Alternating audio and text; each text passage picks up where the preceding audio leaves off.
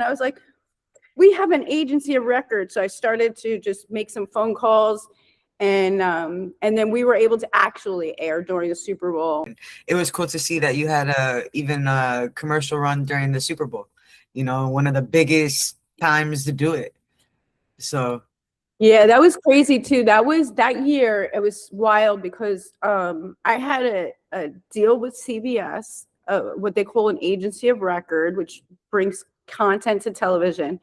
And then they had reneged on that deal right after the election in 2016, which was terrible. It's going into documentary, but it was a terrible time. And then there was a company that put on a PR campaign that they couldn't get their Super Bowl commercial aired and blah, blah, blah. And it was really just lies, to be honest. I'm not going to name the company, but it was just a PR campaign. And they got so much press off this PR campaign. And I was like, we have an agency of record. So I started to just make some phone calls, and then we were able to actually air during the Super Bowl. And well, it wasn't national because it's not federally illegal, so it can't be. It was local, and we had it running in the Virgin Islands and Puerto Rico. And the person in that is the former commissioner of agriculture of the Virgin Islands, also a 7-term senator that pushed for legalization. So it definitely was cool to accomplish.